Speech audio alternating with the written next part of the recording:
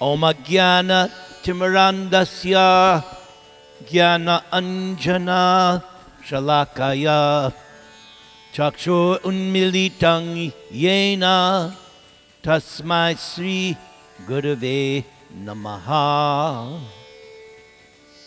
Trinadapi Sunichena Toradeva Sahishnuna Amanina Manadena Kirtaniya Sadahari Hare Nama Hare Nama Hare Nama Eva Kevalam Kalo Nastyeva Nastyeva Nastyeva Gatiranyata Shri Krishna Chaitanya Prabhu Nityananda Sri Advaita Gadadhara Srivas Adigor Bhakta Brinda Sri Krishna Chaitanya Prabhu Nityananda Jai Advaita Gadadhara Srivas Adi Go Bhakta Brinda Hare Krishna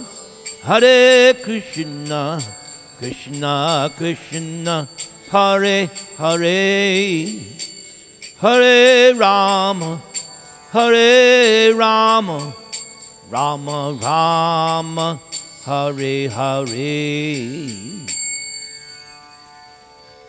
Om Namah Bhagavate Vasudevaya Srimad Bhagavatam, Canto 2, Chapter 10, Verse 24. Hastau ruhatastasya nana karma chakirshaya tayos tu balavan indra adanam ubayashrayam. Hastau, the hands, ruhata, manifest, tasya, his, nana, various, karma, work, chakirshaya, being so desirous, tayo, of them, tu, however, balavan, to give strength, Indra, the demigod in heaven, adanam, activities of the hand, ubaya ashrayam, dependent on both the demigod and the hand. Thereafter, when the Supreme Person desired to perform varieties of work, the two hands and their controlling strength and Indra, the demigod in heaven, became manifest, as also the acts dependent on both the hands and the demigod. Purport: by His Divine Grace, A.C. Bhaktivedanta Swami, our founder Acharya, Srila Prabhupada.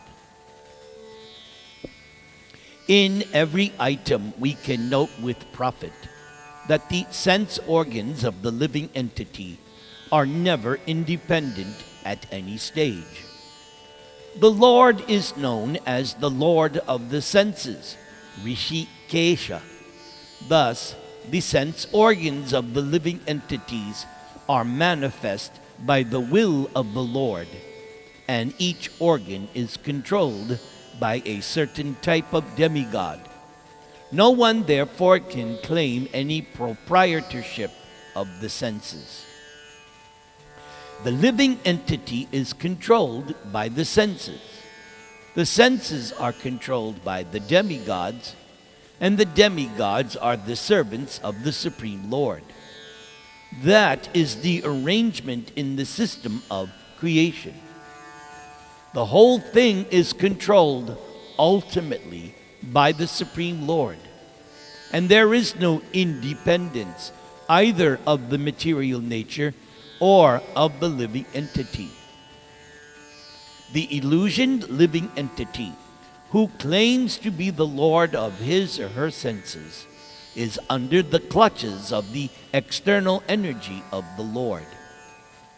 As long as the living entity continues to be puffed up by one's tiny existence, one is to be understood to be under the stringent control of the external energy of the Lord. And there is no question of liberation from the clutches of illusion, Maya, however much one may declare oneself a liberated soul. So for my preparation for this class, I first of all want to offer my respectful obeisances to all the Vaishnava devotees of ISKCON, and especially those who are attending this class. Vancha kalpat tarubhyascha kripasindubhya evacha patitanang pavanebhyo Vaishnavebhyo namo namaha. So, my first focus of explanation will be on this word, Rishikesha, which was mentioned in today's purport by our spiritual master. So, this word, Rishikesha, has some significance. Let's look at the Narada Pancharatra. And this verse is also found by Krishnadas Kaviraj, includes it in his Chaitanya Charitamrita, as it was also spoken by Sri Chaitanya Mahaprabhu. And it's one of my favorite verses, very easy to preach on this verse. Every word is chock full of meaning. Saropadi vinir muktang tat parat vena nirmalam rishikena rishikesha sevanang bhaktir uchyate. So let's go over these words. So the first line, sarva upadi vinir muktam, free from all kinds of material designations or free from all material desires, except the desire to render service to the Supreme Personality of Godhead. So yes, we give up all material desires and designations. The only desire that we maintain is actually considered desirelessness, and that is the desire to want to serve Krishna. Next word, tat parat vena, by the sole purpose of serving the Supreme Personality of Godhead. So that's the same thing that Krishna emphasizes in Bhagavad Gita, chapter 18, verse 66, where he says, Mam ekam sharanam vraja. You take exclusive shelter of me. So that is the same purport. Then the next word, nirmalam, uncontaminated by the effects of speculative philosophical research or fruitive activity. This, of course, reminds us of the verse that Lord Chaitanya instructed Rupa Goswami when he gave the definition of pure devotional service. Anya bilashita shunyam jnana karmadi anavritam anukulyena krishnanu silanam bhaktir uttama. So the service has to be favorable to Krishna's senses, and there cannot be any tinge of material desire. Now we get to twice this word is used, rishika. So first we have rishikena, by purified senses, freed from all designations. So when we become devotees, when we take initiation, when we start with a clean slate, Now, our material senses are purified, and now with these senses that we have, we are meant to serve Guru and Krishna. This is the purpose of the senses. Just as here is this very small pair of karatals. So these karatals are meant to serve me. I'm using them. So we mentioned this in the last class as well, that we are all meant to play a role. We are all meant to be instruments. Nimittamatra bhava savyasachin. We are meant to be Krishna's instruments. So our senses must be pure. So that purification process begins even before initiation, purascharya activities. But especially from the point of initiation, now you are completely clean. Now with your senses, Rishika Isha, there it is. That becomes Rishikesha. Rishika Isha, the Lord, the master of the senses. So Narada Muni is saying that what is bhakti, what is devotional service? It's when you use your senses and you use them to serve the master of the senses, Krishna, who is mentioned in Gita and elsewhere as Rishika Isha or Rishikesha. And of course the word sevanam, the service to satisfy the senses. Bhakti uchite. That is what is known as devotional service. So here is how Prabhupada translates this verse.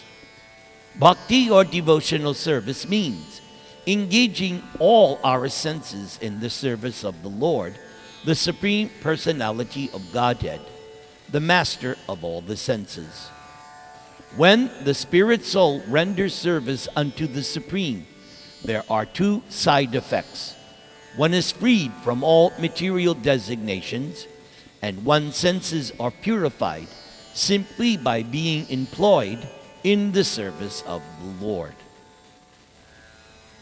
Now, for the next reference explaining this word, Rishikesha, we go to the 5th canto of Srimad Bhagavatam.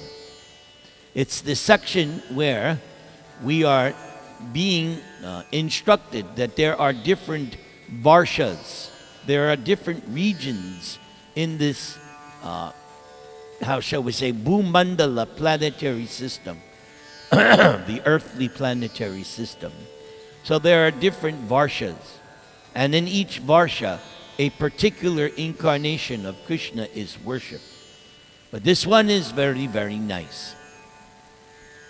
Om Hrang Hring Hrung Om Namo Bhagavate Rishikeshaya Sarvaguna Visheshaya Vilakshitatmane Akutinang Chitinang Chetasang Visheshanang Chadipatayi Shodashakalaya Chando Mayayana Mayamrita Mayaya Sarva Mayaya Sahase Ojase Balaya Kandaya Kamaya Namaste Ubayatra Bhuyat. So this shloka, this mantra, is chanted by Lakshmi Devi. Ooh. She says, "Let me offer my respectful obeisances unto the Supreme Personality of Godhead, Lord Rishikesha, the controller of my senses and the origin of everything. As the Supreme Master of all bodily, mental, and intellectual activities, Rishikesha is the only enjoyer of their results. The 5 sense objects and the 11 senses, including the mind, are his partial manifestations. Rishikesha supplies all the necessities of life, which are his energy, and thus none different from him. and Rishikesha is the cause of everyone's bodily and mental prowess, which is also not different from him. Indeed, Rishikesha is the husband and provider of necessities for all living entities. The purpose of all the Vedas is to worship Rishikesha. Therefore, let us offer our respectful obeisances unto Rishikesha, and may he always be favorable toward us in this life and the next. Now we hear Prabhupada's purport to this verse. This verse, offering respectful obeisances unto the Lord, was composed by Rama, the goddess of fortune, and is full of spiritual power. So just see, by attending this class today, we just got a special blessing. How fortunate we are to have come into contact with ISKCON, come into contact with Prabhupada, and come into contact with Srimad Bhagavatam. Our lives are now blissful. Prabhupada continues, under the guidance of a spiritual master, everyone should chant this mantra and thus become a complete and perfect devotee of the Lord. One may chant this mantra for complete liberation from material bondage. And after liberation, one may continue to chant it while worshiping the Supreme Lord in Vaikuntha Loka. Next reference where we are going to highlight this word, Rishikesha, is found in the Srimad Bhagavatam, 6th canto, chapter 5. This is in relation to the narration of Narada Muni and how he became cursed by Daksha because Narada Muni delivered his sons, both the Haryashvas and Shavalashvas, whom Daksha wanted his sons to practice austerities and then assist him in producing progeny. But when Narada found that these two sons, groups of sons, one was 10,000, one was 1,000, Narada went there, preached to them, and they all took sannyas and went back to Godhead. So Daksha was very angry at Indra. But in the course of that narration, we find this very nice verse. Swara Brahmani Nirbhata Rishikesha Padambuje Akandang Chittam Aveshya Lokan Anucharan Munihi. The 7 musical notes, Sha, Ri, Ga, M, Pa, Pa, N, are used in musical instruments, but originally they come from the Samaveda. That reminds me, when Prabhupada was preaching to George Harrison, John Lennon, and Yoko Ono back in 1969, in his preaching he mentioned the hymns of the Samaveda because Prabhupada was aware of the musical prowess of the Beatles. So he was impressing upon them that yes, there is the hymns of the Samaveda. And Prabhupada was mentioning how by music one can get delivered. Prabhupada continues, the great sage Narada vibrates sounds describing the pastimes of the Supreme Lord. By such transcendental vibrations, such as Hare Krishna, Hare Krishna, Krishna Krishna, Hare Hare, Hare Rama, Hare Rama, Rama Rama, Hare Hare. By such transcendental vibrations, Narada fixes his mind at the lotus feet of the Lord.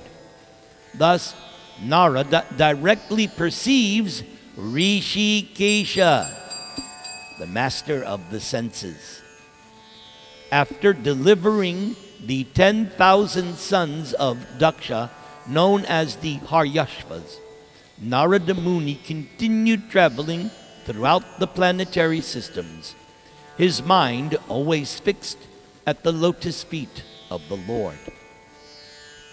And whenever I am speaking about Narada Muni, who is actually, you could say, my hero, the person that I would like to emulate. I just love everything about Narada Muni. Like everything. So whenever I am reminded of Narada, I like to chant Narada Muni Bhajaya Vina Radhika Ramana Name Radhika Ramana Name Radhika Ramana Name. So whenever I chant that line, I always tell the audience that Narada has been given a special instrument. I have my house, I have maybe 13 guitars. I have lots of musical equipment. But the sounds, they make cling, clang, cling. But Narada's Veena doesn't make any kind of sound like that. Narada's Veena, when he plays that, it sings Radhika Ramana, Radhika Ramana, Radhika Ramana. So, as long as Narada is playing his instrument, he's in Krishna consciousness. He's hearing the holy name. Prabhupada told Achyutananda Swami, when the first ISKCON songbook came out, it was a big deal. We finally had an ISKCON songbook. So in the introduction, it's written that Prabhupada said, Kirtan is the safest position in the material world. I love that line. Kirtan is the safest position in the material world. So now we've ended our little notes on Rishikesha. Now I want to address another topic which was mentioned by Prabhupada in the purport. This we go to Chaitanya Charitamrita, where Sanatana Goswami is questioning Sri Chaitanya Mahaprabhu. He says, "My Lord, who am I? Why do the threefold miseries always give me trouble? If I do not know this, how can I be benefited? Actually, I do not know how to inquire about the goal of life and the process for obtaining it. So, being merciful upon me, please explain all these truths." And Lord Chaitanya gives the reply, and his reply is something all devotees learn very, very quickly when you join ISKCON, because it's one of the fundamental building blocks of our philosophy. Everybody learns this line. Jivera Swarupa Hoy, Krishnera Nitya Das, Krishnera Tatashta Shakti, Veda Veda Prakash. Just the first line. That's the line we all should have memorized. This first line. Jivera Swarupa Hoy, Krishnera Nitya Das. Suryang Shakirana Yaiche, Agni Jwala Choi, Swabhavika Krishnera Tina Prakara Shakti Hoy. It is the living entity's constitutional position to be an eternal servant of Krishna, because the living entity is the marginal energy of Krishna, namely, a manifestation of Krishna, simultaneously one with and different from Krishna, just like a molecular particle of sunshine or fire. Now this translation that I just read, I have used this in preaching hundreds and hundreds of times. I love this concept of the sun and the sun ray. I just love that. To me, it makes understanding this concept of achintya bheda simultaneously one and different. It makes it so clear, at least for me, to understand. The sun ray is nothing different from the sun planet itself. But the power, the potency, the sun planet is unlimitedly powerful, and the little sun ray is mucho poquito pequeño, very, very tiny. So that's us. Yes, we're God in quality.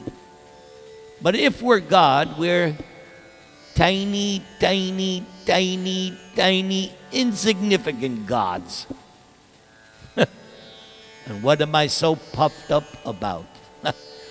I'm like a molecular particle of sun. I love this.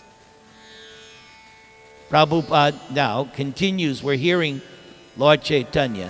So Lord Chaitanya is answering Sanatan.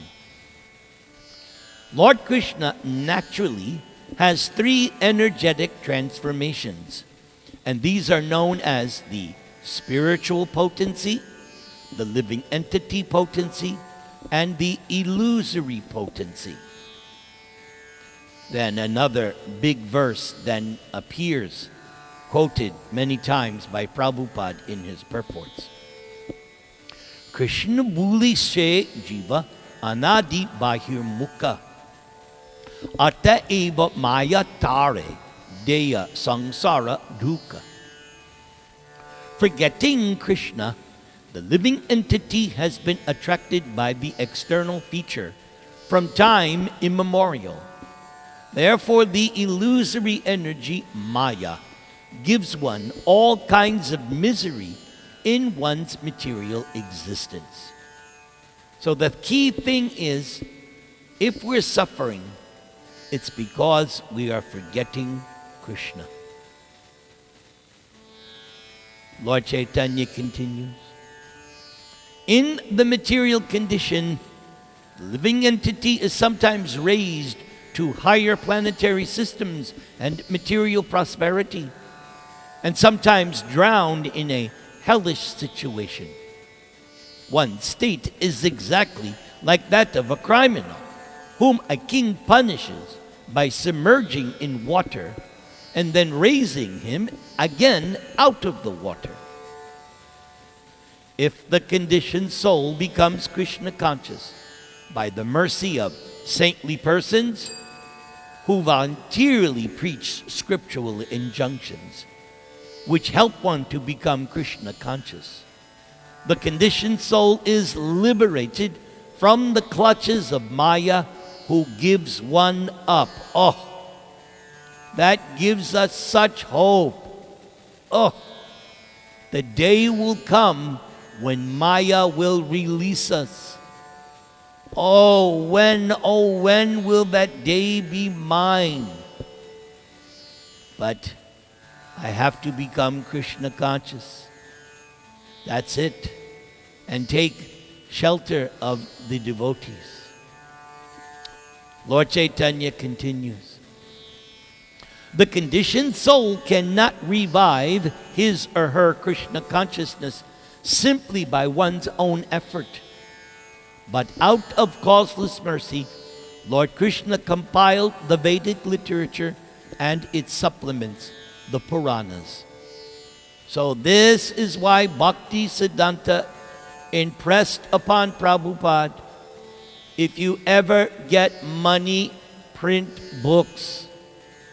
And those of us who were around when Prabhupada was actively preaching, we knew very, very well, Prabhupada said it, that his spiritual master told him, and so he simply blindly, he used that word.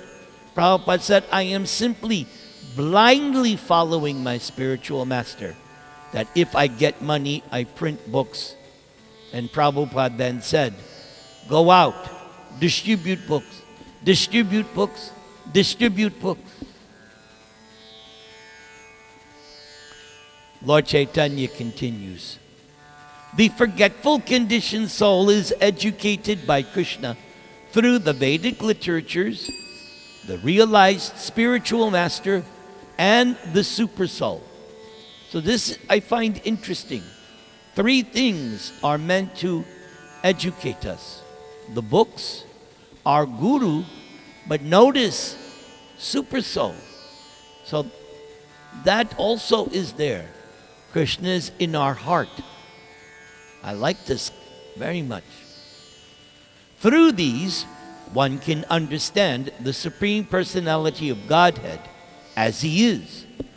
And one can also understand that Lord Krishna is one's master and deliverer from the clutches of Maya. In this way, one can acquire real knowledge of one's conditioned life and can come to understand how to attain liberation. So yes, one of Krishna's names, Mukunda, the one who gives liberation. So, Krishna also mentions in the Gita that by surrendering unto Him, one crosses over the insurmountable ocean of Maya. Lord Chaitanya continues, the Vedic literatures give information about the living entity's eternal relationship with Krishna, which is called Sambandha. And that is another concept that I very much love. That eternally we have a relationship with Krishna. It's always been there. There was no starting point. It's always there. It's there now, and it will continue to be. The only problem is, I have forgotten. That is the problem. It's called spiritual amnesia. When someone has amnesia, they don't know who they are. They cannot recognize their family members, their friends, even their wife, because they're in a state of amnesia. So we are walking about this material creation. We have amnesia. We have forgotten Krishna. But here it is. By coming in contact with the Vedic literatures, we begin to realize Sambandha, that we have this eternal relationship with Krishna. The living entity's understanding of this relationship and acting accordingly is called Abhideha. So, once you get initiated and you're engaged in devotional life, that is the stage of Abhideya. Once you agree that yes, I am Krishna's eternal servant, I now want to live my life as such, that is the stage of Abhideya. Actively engaged in serving Krishna. Returning home back to Godhead is the ultimate goal of life and is called prayojana. Yes. This was another big fundamental teaching, building block of Chaitanya Mahaprabhu's philosophy. That there is a 5th goal, Panchama Purusha Artha. In the Hindu philosophy, there are the 4 things, Dharma, Artha, Kama, Moksha. And most people think, oh, moksha, liberation, that's it. right? We hear so many people say to us, "Are you saved?" And my reply is, "Oh, I am more than saved. I have love of God." So, Lord Chaitanya preached that beyond liberation, there is this stage of love of God, prayojana. Lord Chaitanya continues, devotional service or sense activity for the satisfaction of the Lord is called abhideya because it can develop one's original love of Godhead. Notice, original, meaning it's inherent, meaning it's already there, it's dormant. It's not something new. One's original love of Godhead, which is the goal of life. This goal is the living entity's topmost interest and greatest wealth. Thus one attains the platform of transcendental loving service unto the Lord. When one attains the transcendental bliss of an intimate relationship with Krishna, one renders service to him and tastes the mellows of Krishna consciousness. Lord Chaitanya's instructions and the way Prabhupada translates makes it so nice. Tasting the mellows. What a attractive phrase, tasting the mellows. So now we will read Prabhupada's purport to this section.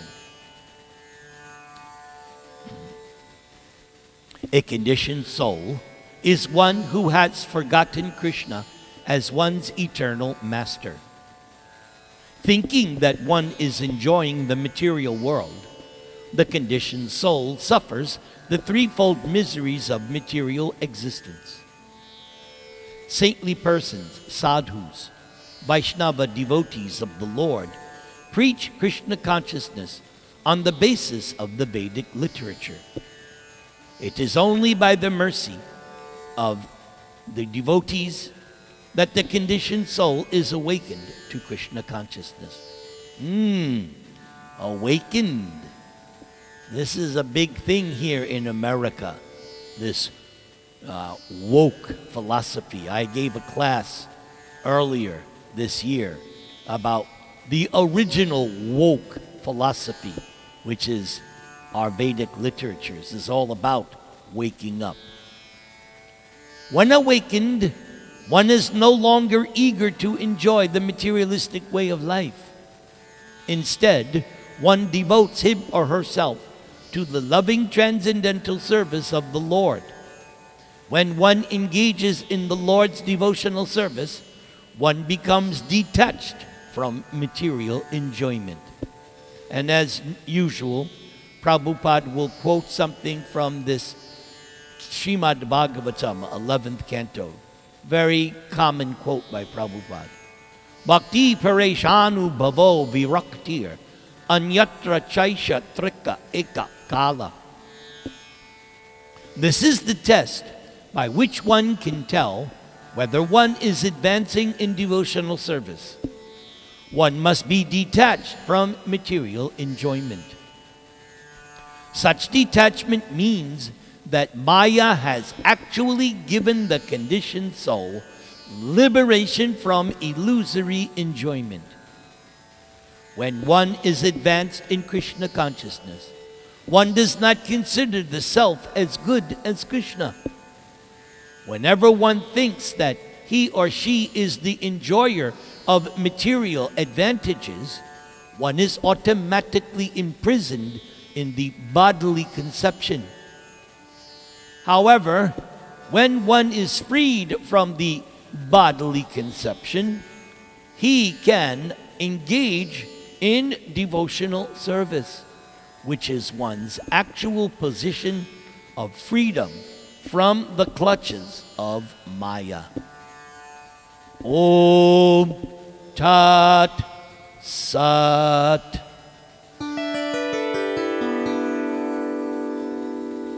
So, before we go to questions and answers, I will sing a prayer of protection for all of you.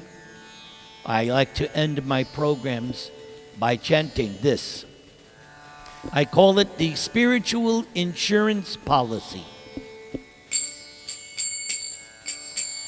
Namaste Narasimhaya.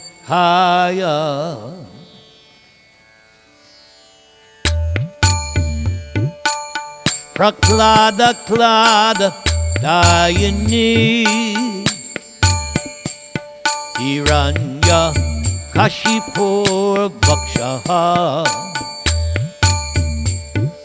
Shilatanka Nakalaye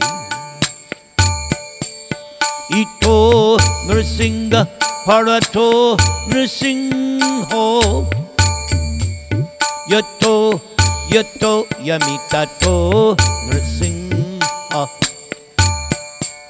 Bahir Nrsingha Hridaye Nrsingho Nrsingham Ading Sharanang Prapadye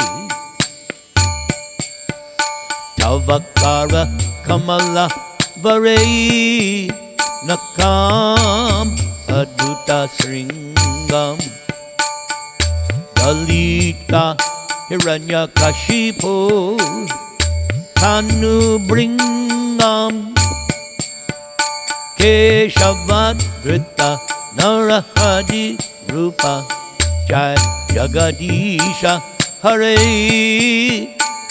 Jai Jagadisha Hare Jai Jagadisha Hare Jaya Jagadish Jaya Jagadish Jaya Jagadisha Hare. Thank you very much. All glories to Srila Prabhupada.